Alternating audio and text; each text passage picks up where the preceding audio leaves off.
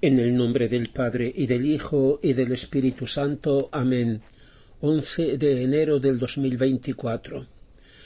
Queridos hermanos, volvamos hoy a nuestro tema, vivir en la divina voluntad. Acerquémonos a nuestro tesoro, que ya tantos de ustedes conocen y les es bastante familiar, pero que tantos otros conocen apenas de nombre. Por eso es conveniente partir de una cierta introducción o presentación. Concentrémonos en este nuevo año en lo que nos lleva a la verdadera paz y seguridad a Dios, a su voluntad, que es luz y vida, en la escuela única de la pequeña hija de la divina voluntad, Luisa Picarreta. La espiritualidad de Luisa, que el Señor llama la pequeña hija de la divina voluntad, está en sus escritos. Ella escribió mucho, aun habiendo ido a la escuela primaria solo 1 o 2 años, y teniendo por tanto una pobrísima cultura humana. No es fácil literatura mística de alguien que desea difundir sus propias presuntas visiones o sus mensajes. Se trata de un doloroso testimonio, de una vida crucificada por amor, de tantos años en cama, que Luisa vivió en oración y en silencio, oculta y en obediencia.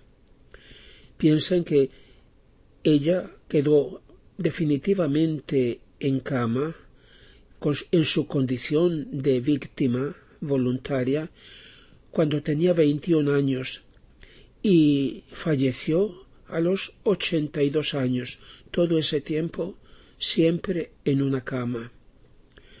Ha escrito solo por obediencia a sus confesores, encargados de ella por los distintos arzobispos, por tanto, por obediencia a la Iglesia, que a Luisa le costó un auténtico martirio continuo. Lo que ella escribió no es fruto de la cultura o del arte de una escritora, no viene de un misticismo falso y peligroso, como alguien dijo en el pasado, sino viene de la señora obediencia, como ella la llama. Y sólo después de muchos años Luisa se rindió a la idea de que sus escritos fueran publicados por los sacerdotes encargados, en primer lugar por San Aníbal María di Francia, que la siguió constantemente.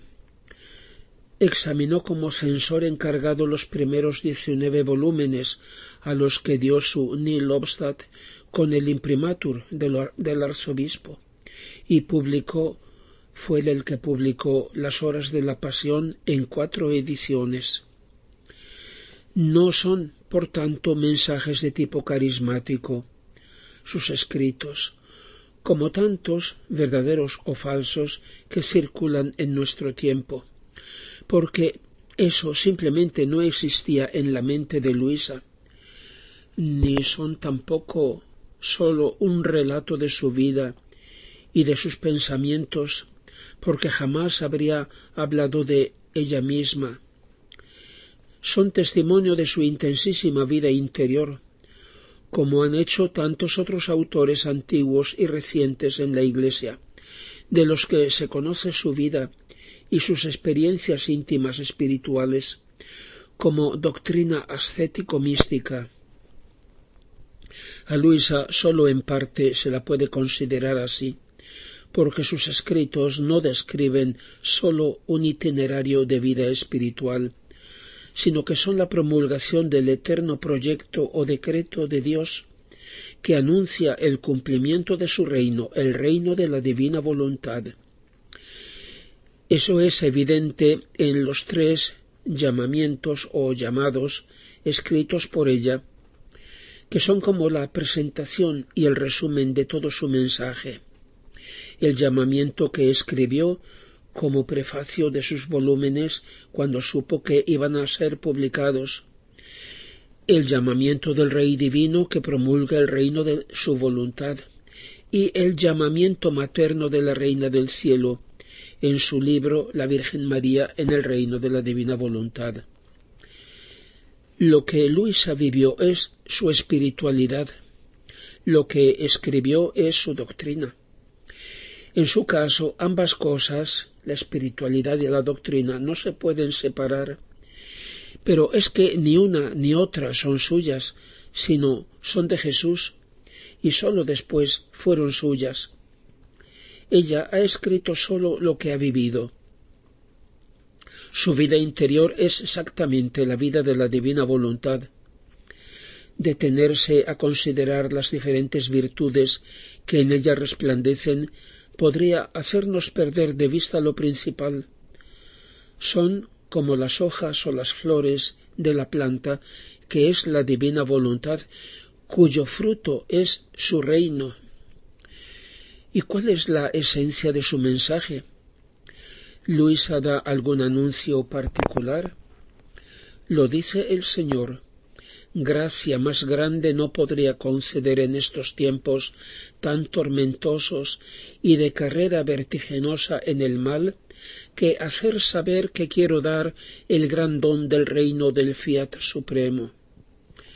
Se trata de la venida de ese reino que invocamos en el Padre Nuestro, que la divina voluntad se tiene que cumplir en la tierra de un modo nuevo, como se cumple en el cielo, donde la divina voluntad es vida, es la fuente y el mar infinito de todo bien y felicidad, la vida de Dios y de sus hijos. Es poseer su heredad.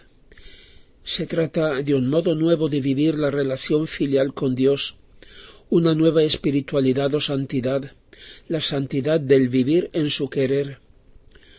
Por eso, el punto de partida del gran mensaje, el Señor lo expresa diciendo: «Vengo a quedarme con vosotros para hacer vida juntos y vivir con una sola voluntad, con un solo amor». Entonces, ¿cuál es precisamente la novedad que hay en sus escritos? ¿Hasta dónde llega lo que otros autores espirituales han dicho sobre la voluntad divina y dónde empieza el mensaje de Luisa? Responde el Señor con estas palabras del volumen 17 del 18 de septiembre de 1924. Hija mía, no se quiere comprender. Vivir en mi voluntad es reinar. Hacer mi voluntad es estar a mis órdenes. Como ven, compara el vivir en la divina voluntad con el cumplir sus órdenes, hacerla. Lo primero es poseer, la segunda cosa es recibir mis órdenes y cumplirlas. Vivir en mi querer es hacer propia mi voluntad como cosa propia, es disponer de ella. Hacer mi voluntad es considerarla sólo como voluntad de Dios, no como cosa propia, y no poder disponer de ella como se quisiera. Vivir en mi voluntad es vivir con una sola voluntad, la de Dios. Vivir en mi voluntad es vivir como hijo. Hacer mi voluntad es vivir como siervo.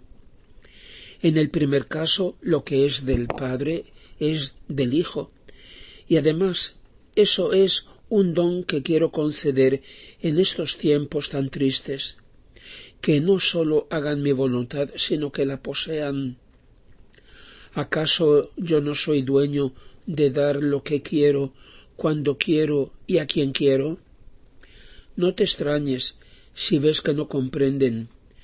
Para comprender deberían disponerse al más grande de los sacrificios, el de no dar vida, aun en las cosas santas, a la propia voluntad. Gloria al Padre y al Hijo y al Espíritu Santo, como era en el principio, ahora y siempre, y por los siglos de los siglos. Amén.